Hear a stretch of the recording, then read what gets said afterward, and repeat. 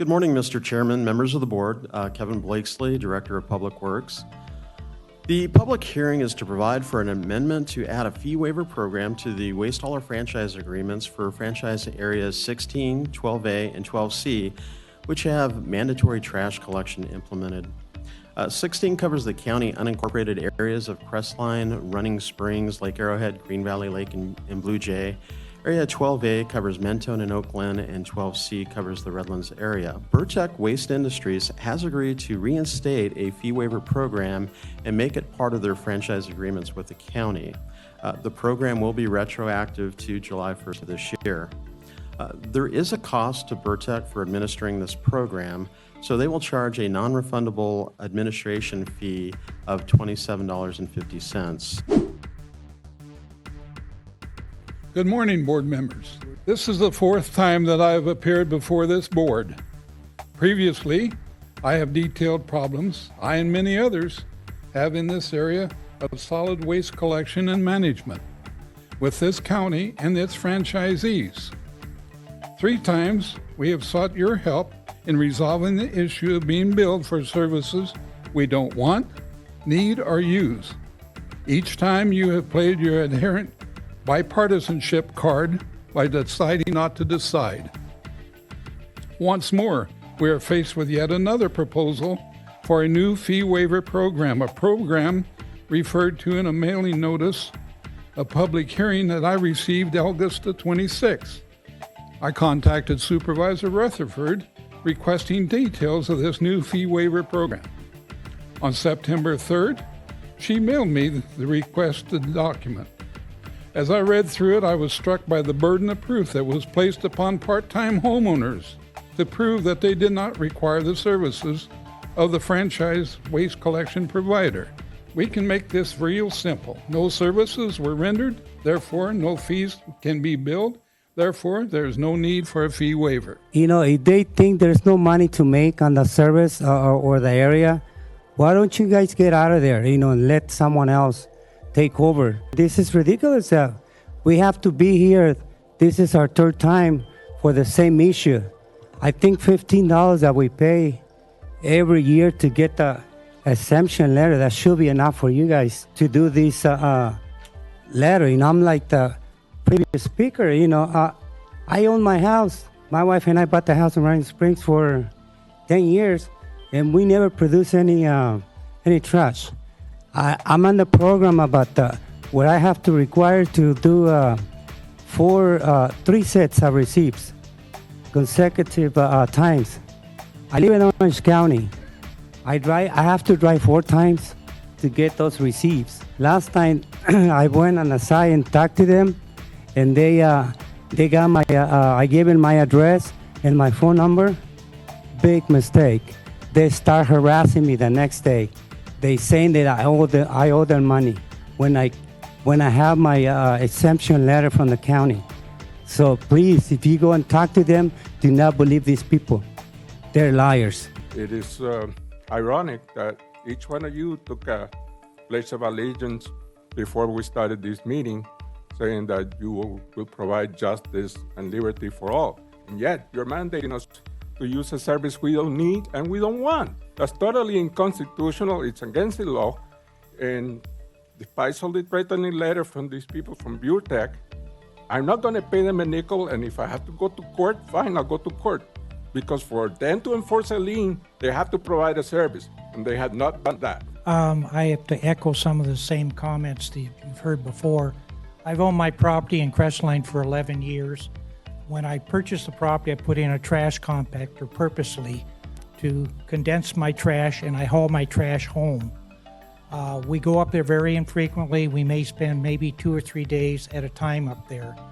Burrtec had a program that they abandoned some time ago where we were able to turn in our utility bills and get our fee waived. And when they discontinued it, I called the office to ask about it, and they told me that there was an administrative problem handling this program. So all of a sudden they're bringing it back again, but yet they want to charge us a fee to bring the program back again, which I feel is unjust. I'm actually here to object to the fee arrangement in its total. I didn't quite understand why the county was mandating a fee that I had to pay for somebody else's usage. It's cost me about $2,500 to $3,000 over the last 5 years that I've had the house. I was here our first meeting in July 2018 when nothing was resolved. Also here in 2019 when we were still getting lip service from members of the board and no service from Burrtec, although Burrtec was continuing to rape the public by charging over $200 a year for no service provided. On my property tax bill, Running Springs charges me $10.30 a year for sewer standby because I'm on a septic system. Arrowhead Crystalline Water standby is $30 a year. This leads me to believe that Burrtec thinks that trash is twice as valuable as water since they're charging $55 a year. Unbelievable. Unbelievable. Everybody that I know up there never use that trash service. My friends, my neighbors, take their trash home. The setup is unbelievable complicated. You need 4 consecutive weeks bills from the dump that you have. That's a good setup. And that for 3 months. That one time in January I did a mistake. There was 5 weekends, so there was not consecutive. The guy sent it back. So I had to spend another month going up at least for 4 times to getting the bill. This is not a good, nice, fair service. Residents will have to be current on their waste disposal bill and submit electric bills for the months that they want the fee waiver for. They will apply for the waiver in either the months of January or February. And then Burrtec will either issue a credit towards the current year trash bill or reimburse the customer for each month that has a qualifying electric bill should they notify Burrtec that this is their preference. The difference between the fee waiver and the solid waste exemption. Can you clarify that for the audience today? Yes, the solid waste exemption program is really for full-time residents who choose to self-haul their own waste. State law requires that your trash be disposed of once a week in a landfill system, and so the county's exemption program was for that. The fee waiver is really for the part-time residents who live up there. I had a quick question for you, Mike. Yes. The program talks about the 6 kilowatt hours average per day or less, and I had a constituent reach out and say they were on solar, they don't generate that much, their bill will never show that, but they live there. How will we address that when we have solar usage? With a situation such as that, that individual could live there full time and have very minimal electrical usage or showing of that usage. So technically, that person could apply for the fee waiver year-round.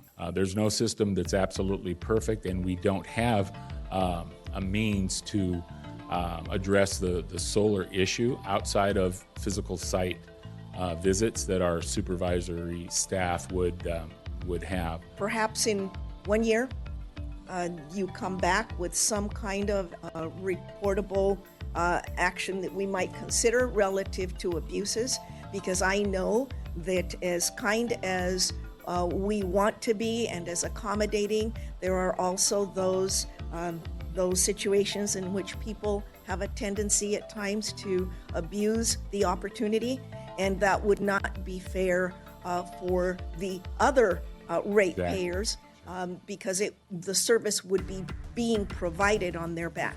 Absolutely. Once this is passed, if this item gets passed, we will send these residents how the program works, what's all the criteria, and how they notify us, being mail, email, or other means.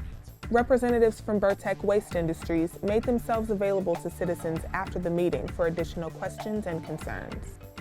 We asked for clarification on the application process and any deadlines residents should be aware of moving forward. Well, it's a $27 application fee for those residents that want to apply. If you don't apply, there's no fee. It's only if you're applying for a fee waiver for months that qualify under the electrical usage guideline. For example, it starts in July, for retroactive billing from July of 19 to the end of this year. and say that we have a typical resident that maybe 4 of those months, they qualify under those guidelines. They would request an application, pay the fee, submit their, the months that qualify between the months of January 1 through the end of February, and then decide if they want, it's approved, once it's approved, then decide whether the dollars are credited towards their account or they receive a refund. They'll get either one. So that would be for 2019? Yes, so they'll pay the fee in 2020 for the 2019 credit. They'll pay a fee in 2021 if they want to look at a 2020 credit. It's a 12-month, full 12-month credit. And then so on and so forth for each month. So then for each year. Got it. So then it would be fair to say for the citizens to keep paying their bill so they don't get a lien on their Oh yeah, that's on a their home. requirement to apply.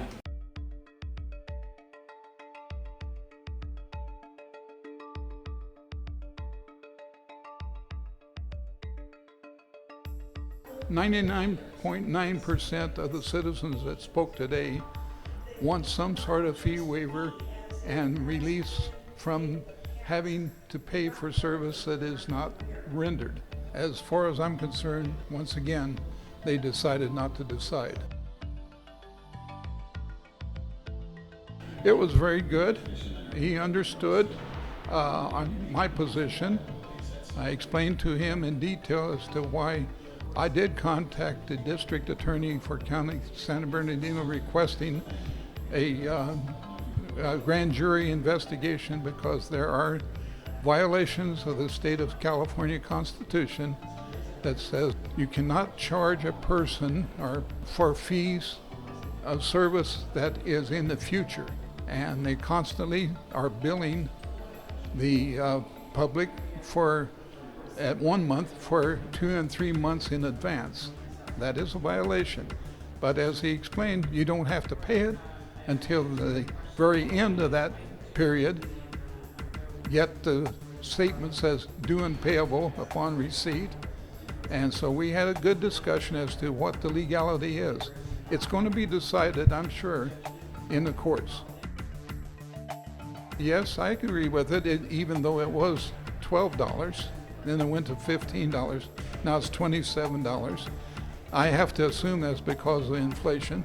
I can stand that, but we cannot stand the weekly or monthly fees that are being imposed upon us as non-resident.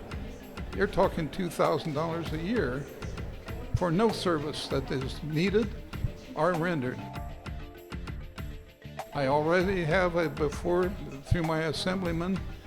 In December, we will be approaching the legislature for an amendment to Proposition 218, which will take out the loophole that says currently that you can be charged a fee by a service provider if that service is provided. Well, I am having that changed, that word provided, to rendered, meaning if you do not render that service, then you cannot be charged. But that is going to be before the legislation, and how many months that's going to take, who knows.